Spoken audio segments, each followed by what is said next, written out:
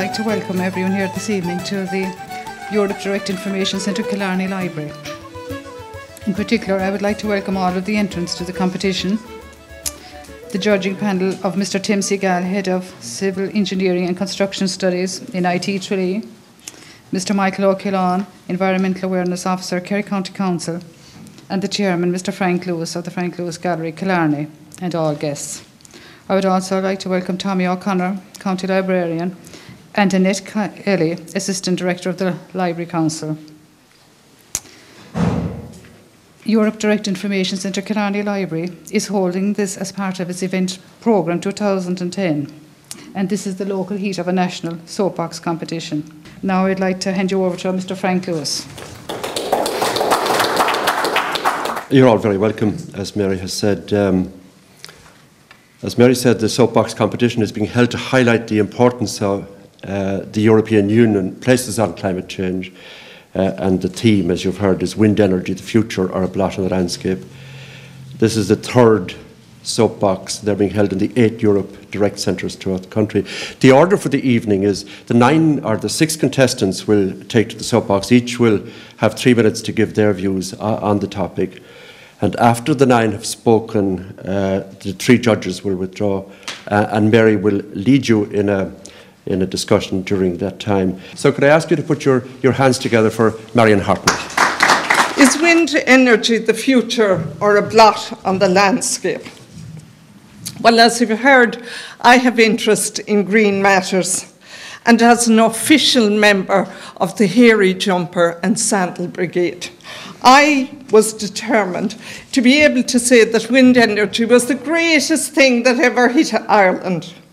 But when I did a bit of research, my mind was changed in a way, not fully, but I found that there was 2 sides to every story. I believe that we have ended up with huge wind farms here in Ireland who are producing as low as 30% output of electricity. They're ruining an ancient landscape, and they're creating minimal employment here in Ireland. First of all, I want all of you to keep this thought in your mind, the big picture.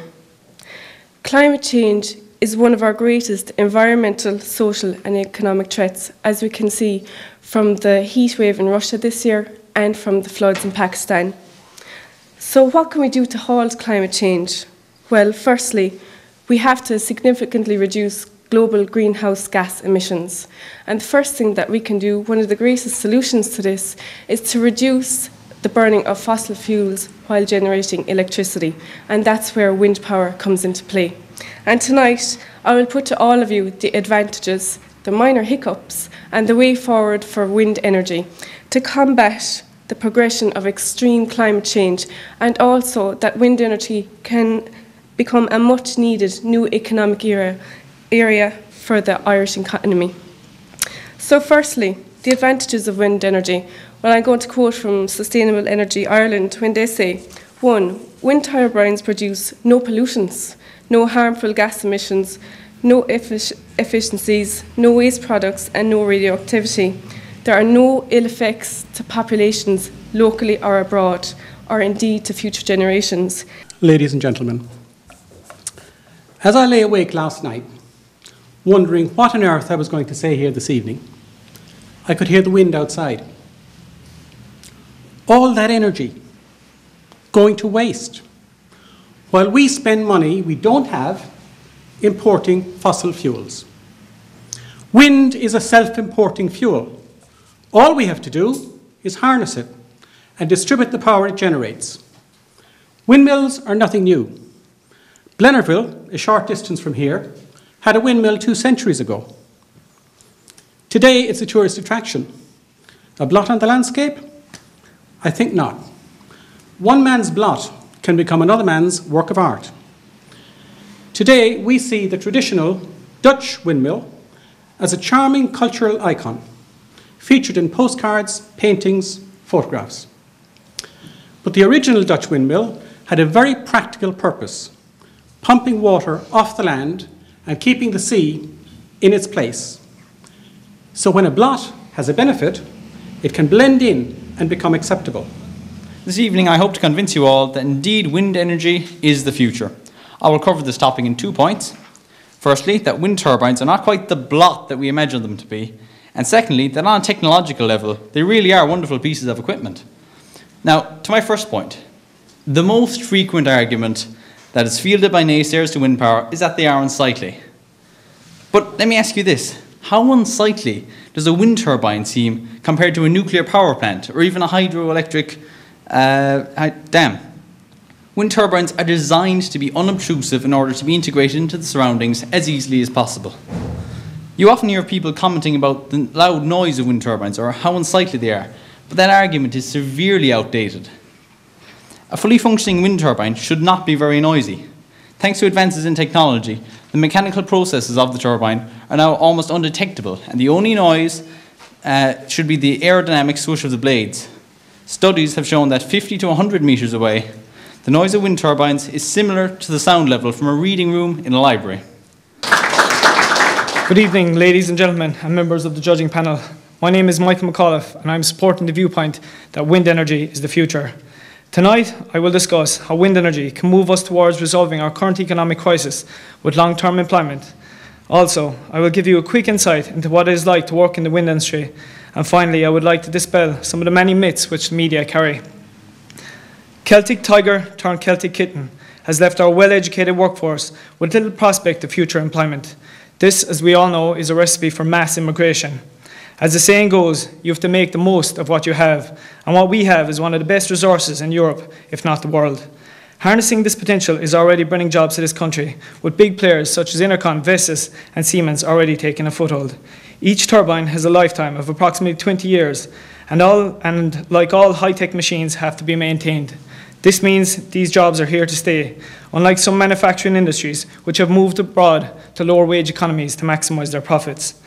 My background is engineering, and I've worked in many varied roles, and I can tell you, there is no business quite like the wind energy business. Every technician has to master all trades, from electrical to mechanical, from low voltage to high voltage, from bolts to bearings, from microelectronics to power electronics, and all of this at 70 meters in the sky. In the last 50 years, just one lifetime, planet Earth has been changed more radically than by any previous generation of humanity. It's all thanks to a €4 billion legacy given to us by planet Earth in the form of fossil fuels, coal, gas, and most of all, oil.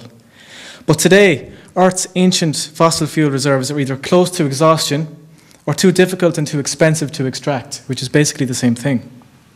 Worse still, fossil fuels have proven to be too good to be true. The price of using this black gold has been global warming, the greatest threat to our species today. Put simply, we can't go on enjoying the benefits of this dirty energy. Our temperatures will rise higher and higher, triggering a series of catastrophic climate events, resulting in runaway climate change that humanity just can't control. If life as we know it on Earth is to continue as it is, we need a clean energy revolution, and quickly.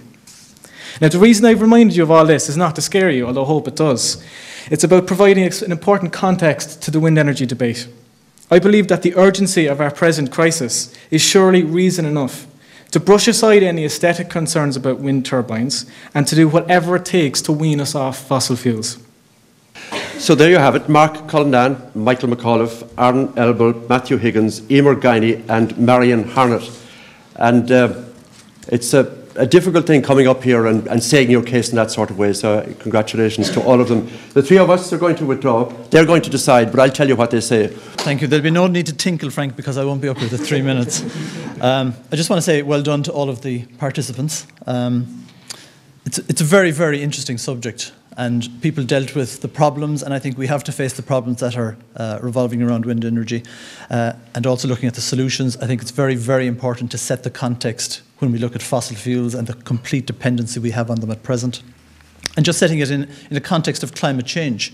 I mean, the figure for each individual in the room tonight is that we're responsible for 17.5 tons of carbon.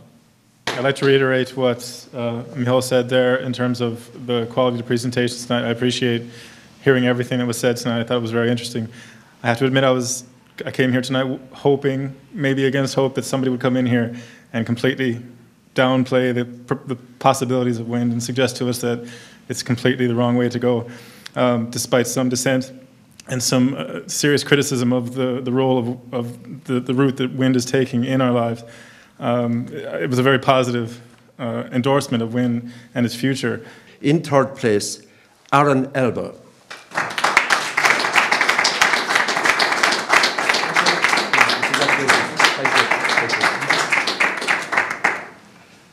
In second place, again a voucher for one for all voucher for €100, Mark Cullinan.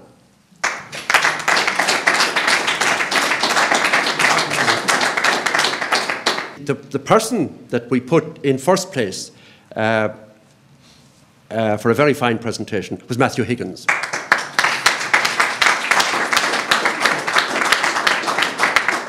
Congratulations. Thank you very much. Thank you indeed. Thank you. Thank you all. I'm slightly shocked at this, considering some of the opposition I was up against. Although it didn't feel like opposition, we each contributed without actually being adversarial. So I've certainly enjoyed the evening, all the more now. Thank you all very much.